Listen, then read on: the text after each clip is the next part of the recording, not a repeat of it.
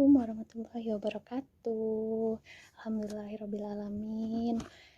Sampai detik ini kita masih diberi kesehatan, keselamatan oleh Allah Subhanahu wa taala sehingga saya sendiri bisa mendengarkan sebuah materi yang disampaikan oleh Bunda Mawar yang berjudul persiapan menjadi istri dan ibu.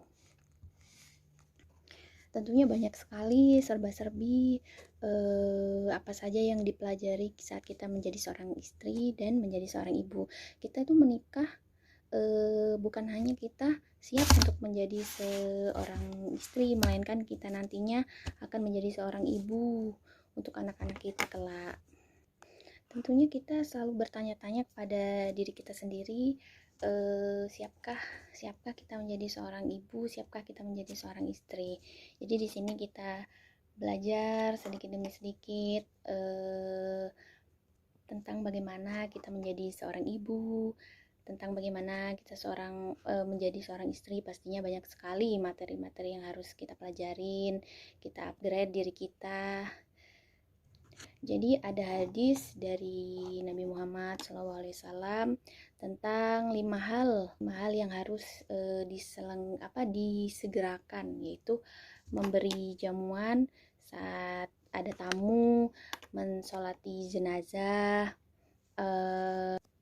maksudnya mengurus jenazah, udah gitu segera bertobat saat kita berbuat dosa, selanjutnya melunasi hutang saat hutang tersebut udah jatuh tempo, serta yang terakhir adalah menikahkan seorang gadis yang telah bertemu dengan jodohnya.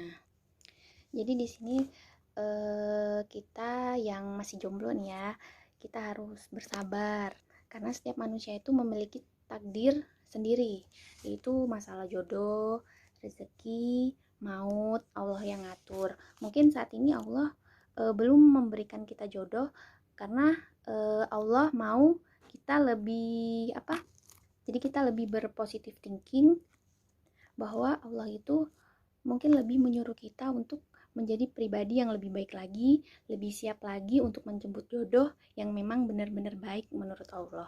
Jadi kita lebih memantapkan hati, sikap, akhlak, dan perilaku kita untuk menjemput jodoh kita di kemudian hari.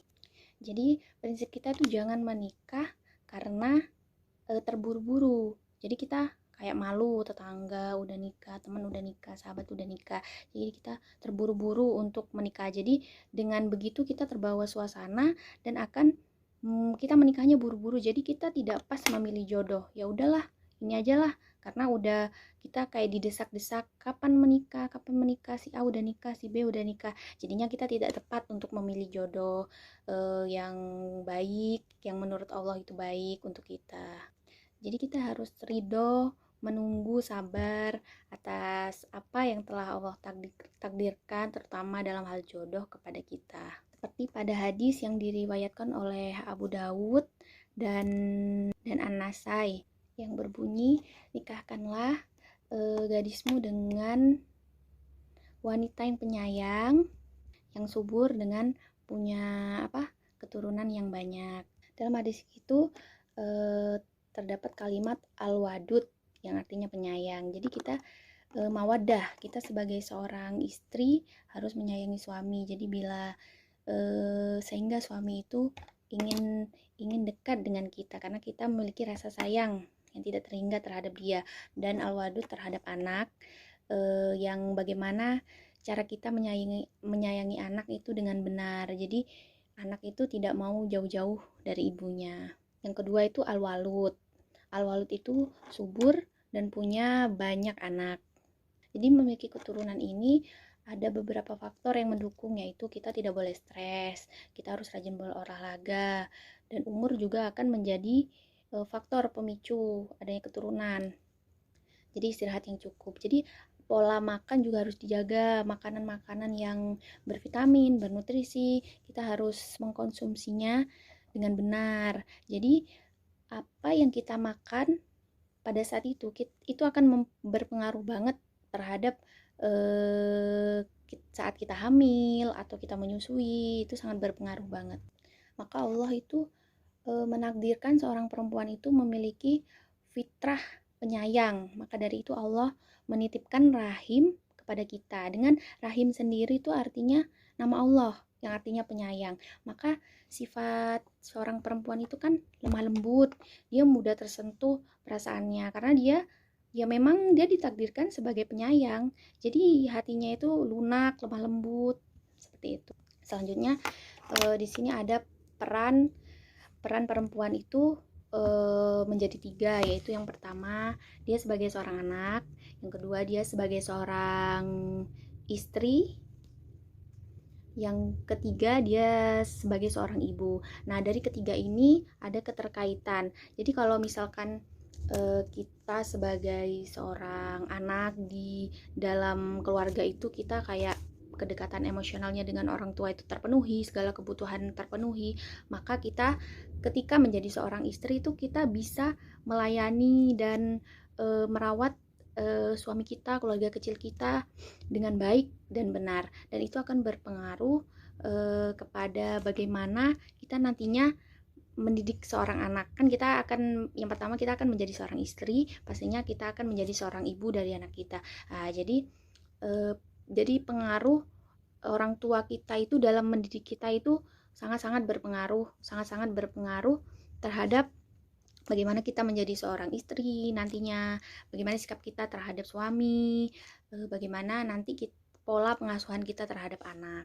Jadi sebaliknya, jika dalam keluarga kita menjadi seorang anak itu tidak mendapatkan kayak kasih sayang, orang tua terlalu sibuk, jadi tidak ada waktu untuk anak, itu kita akan cenderung mendapat istilahnya mendapat luka dari masa lalu. Jadi kita itu akan terbawa. Jadi sebagai seorang istri kita kayak mudah emosional, tidak bisa mengontrol diri kita sendiri karena kita ada luka di masa lalu yang selalu kita bawa, selalu kita ingat, karena orang tua kita istilahnya mendidik kita itu tidak dengan rasa kasih sayang yang penuh gitu, sebagaimana seorang ibu kepada anaknya. Dan saat kita nanti berkeluarga dan kita memiliki anak, kita menjadi ibu yang suka marah, tidak ada ilmu bagaimana cara kita untuk mendidik anak tersebut, begitu. Nah, di layar tertulis fatherless. Fatherless itu gimana ya istilahnya, peran ayah terhadap anak perempuannya itu, seorang ayah itu tidak hanya menjalankan kewajibannya untuk mencari nafkah aja. Jangan pikir seorang ayah itu setelah dia mencari nafkah, mencukupi segala kebutuhan istri dan anaknya, dia sudah kayak lepas tangan. Oh, masalah pendidikan biarlah tanggung jawab seorang istri yang dia kerjanya cuma di rumah. Jadi tidak begitu. Jadi seorang ayah itu membersamai seorang ibu untuk bagaimana mendidik anak. Jadi kalau rasa emosional ayah, terutama ayah kepada anaknya dekat, maka dia akan menjadikan ayah itu sebagai idola dia gitu. Jadi dia memiliki pandangan bahwa kedepannya aku akan mencari sosok laki-laki pendamping hidup yang memang baiknya seperti ayah. Jadi ayah itu adalah sangat penting banget perannya, apalagi sebagai anak perempuan. Nah, jadi dia kedepannya akan menjadi istri yang baik terhadap suaminya, istri yang solehah. Jadi dia bisa mendidik anaknya dengan baik dan penuh kasih sayang. Dan jika sebaliknya dia tidak menemukan tidak menemukan sosok ayah di dalam keluarganya, ibaratnya ayahnya tuh hanya mencari nafkah saja, tidak memiliki quality time dengan anaknya, maka tangki cinta anak ini kosong. Jadi dia hampa, kayak dia ingin mencari sosok ayah itu kepada laki-laki yang lain. Jadi dia mudah jatuh cinta kepada lawan jenisnya, mudah jatuh cinta, mudah menerima cintanya, lalu dia terus mencari sosok seorang ayah. Jadinya nanti dia akan menemukan suami yang tidak baik, jadi tidak pas terhadap apa yang dia cari. Dan model seperti itu akan jadi istilahnya menurun ke generasi anak kita.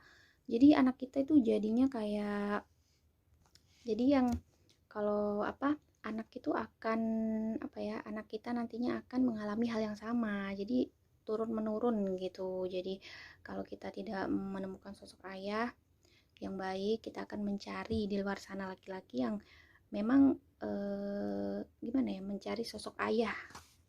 Jadi karena tidak adanya sosok ayah dalam hidup kita, kita akan terjebak dalam situasi dan mendapat pasangan yang salah.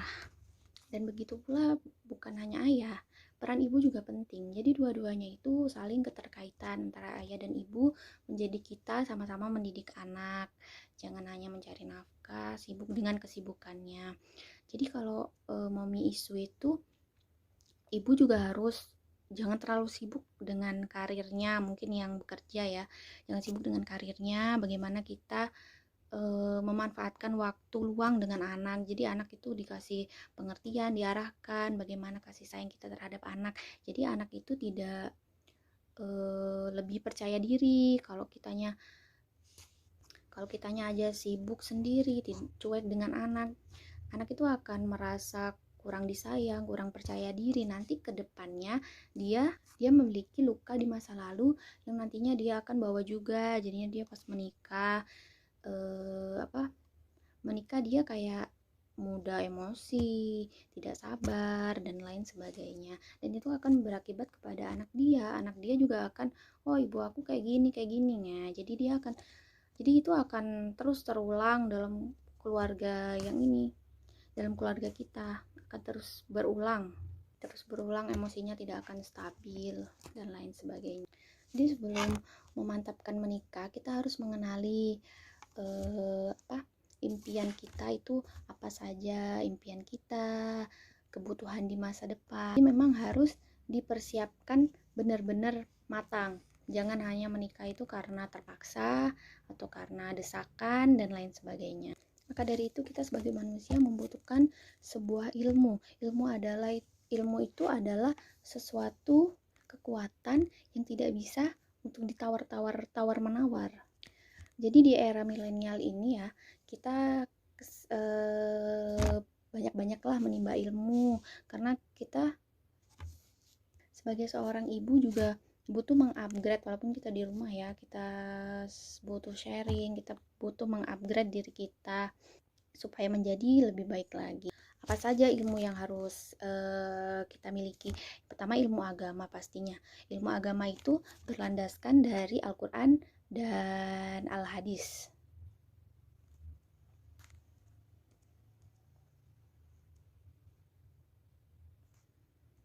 Jadi kita harus memegang teguh Al-Quran dan As-Sunnah untuk pedoman hidup kita. Sebenarnya dari segi agama ini banyak cabang, tapi yang terpenting kita kayak memperbaiki sholat kita, memperbaiki tahsin, pembacaan Al-Quran. Kita belajar fikih, fikih tuh banyak, dari fikih najis, fikih toharo, darah wanita dan lain sebagainya. Yang kedua adalah ilmu parenting. Untuk zaman sekarang ini ilmu parenting ini sangat-sangat dibutuhkan. Parenting zaman dahulu sama sekarang itu pasti sangat jauh berbeda. Jadi zaman dahulu orang tua mendidik kita zaman dahulu tidak bisa dijadikan patokan untuk mendidik anak kita di zaman sekarang. Jadi dari apa yang saya jelaskan itu ada 3x7 rules. 0 sampai 7 itu anak kita jadikan sebagai raja. Dalam artian raja itu bukan segala keinginannya terpenuhi. Jadi pada usia 0 sampai 7 itu kita benar-benar mendidik anak dengan baik dan benar. Umur 7 sampai 14 itu anak sebagai tawanan perang. Jadi di mana anak di umur itu lagi kadang berontaknya, labil-labilnya. 14 sampai 21 tahun anak itu dijadikan sebagai sahabat. Jadi kayak teman curhat, kita kasih arahan, kita mulai kasih arahan karena dia udah mulai dewasa di umur tersebut. Jadi untuk saat ini yang paling penting adalah kita belajar ilmu parenting itu ya memang buat diri kita sendiri, bukan kita menghakimi bagaimana orang tua kita itu mendidik anaknya di zaman dulu. Jadi nggak sama. Jadi orang tua zaman dahulu dengan kita sekarang mendidik anak itu pastilah berbeda. Pasti ya setiap ininya kita selalu mengupgrade terus ilmu yang kita punya kita upgrade. Pasti beda dengan pada orang tua zaman dahulu. Di samping ilmu parenting, kita juga harus belajar ilmu keuangan, bagaimana halal dan haramnya ini keuangan, halal, hukum halal dan haram, bagaimana kita belajar tentang zakat dan sedekah, bagaimana kita belajar tentang nantinya harta waris. Selanjutnya untuk ilmu itu ada ilmu tentang ilmu tentang kesehatan keluarga. Jadi kita ini sebagai seorang ibu juga memiliki peran sebagai ahli gizi dalam keluarga. Jadi makanan yang kita sajikan, makanan yang kita masak harus kita tuh tidak sembarang ngasih ini ngasih itu. Kita kan harus memperhatikan vitamin, protein dari ikan, dari telur dan lain sebagainya. Selanjutnya ada ilmu kesehatan mental. Ilmu kesehatan mental ini sendiri ada supresif, ekspresif, dan relief. Itu kita cenderung memendam diri kita sendiri, maksudnya kalau supresif itu memendam, jadi itu baik untuk lingkungan, cuman tidak baik untuk diri kita sendiri. Jadinya kita kayak ngebatin sendiri tanpa kita cerita ke orang lain. Itu supresif. Kalau ekspresif itu melepaskan atau mengeluarkan, istilahnya kita itu kayak sharing, cerita, itu baik untuk diri kita tapi tidak untuk lingkungan. Yang terakhir tuh rilis itu baik untuk diri kita, baik untuk lingkungan. Jadi kita kayak mengenali penyebab, lalu kita move on, kita berdoa dari masalah tersebut, berdoa untuk segera berdoa meminta ketenangan hati. Jadi kita meminta jalan keluar kepada Allah Subhanahu wa taala. Dan masih banyak ilmu-ilmu yang lain seperti ilmu memasak, menjahit, berkebun, dan ilmu-ilmu dasar pengasuhan anak dari usia dini. Jadi kita istilahnya menjadi seorang ibu itu ilmunya komplit, banyak. Jadi harus serba bisa, serba kuat, strong menjadi seorang ibu. Jadi untuk mencari kriteria suami itu tidak hanya dilihat dari fisiknya saja. Bisa saja fisiknya bagus tapi hatinya tidak. Bisa saja fisiknya biasa saja tapi hatinya luar biasa bagus. Jadi kalau mencari kriteria sebagai seorang suami itu tidak hanya bermodal dia rajin sholat, itu belum pasti dan tidak cukup dijadikan sebagai kriteria. Terus kaya, buat apa? Banyak harta tetapi dia tidak bisa bertanggung jawab terhadap istri dan anaknya, tidak bisa mengelola keuangan dengan baik. Yang terpenting adalah tanggung jawab saat kita mencari kriteria suami, tanggung jawab, setia. Ibu itu merupakan madrasah pertama bagi seorang anak, dan ayah itu adalah kepala sekolah dari madrasahnya tersebut. Jadi pelajaran yang dapat kita ambil itu, pernikahan adalah bukan akhir, melainkan pernikahan itu adalah awal dari perjalanan yang panjang dengan kita berjanji kepada Allah, perjanjian yang sangat berat. Jadi kita siap mengembangkan layar untuk menuju impian, yaitu 3S. Apa 3S? Sehidup, sesurga, sekeluarga. Jadi gitu, mudah-mudahan yang belum nikah segera dipertemukan dengan jodohnya yang memang terbaik menurut Allah. Amin, amin ya rabbal alamin. Dan yang telah menikah mudah-mudahan menjadi keluarga yang utuh, sakinah, mawaddah, warohmah, seperti yang disampaikan Bunda Mawar. Sehidup, sesurga, sekeluarga. Amin, amin ya rabbal alamin. Terima kasih banyak Bunda Mawar, Nurul Asri yang telah memberikan wadah kepada kami sebagai seorang ibu, sebagai seorang istri untuk lebih mengupgrade diri dengan dengan banyak belajar, mendengarkan materi-materi yang disampaikan oleh bunda-bunda yang hebat. Alhamdulillahirabbil alamin. Sekali lagi terima kasih terhadap materi yang diberikan. Semoga apa yang telah saya rangkum, telah saya ringkas, mudah-mudahan bisa bermanfaat bagi teman-teman. Jadi ini bisa menjadi kayak menjadi sodako jariah untuk kita. Barangkali nanti ada teman-teman yang mau ikut dalam kelasnya bisa gabung melalui aplikasi Zoom. Oke, sekian dari saya. Assalamualaikum warahmatullahi wabarakatuh.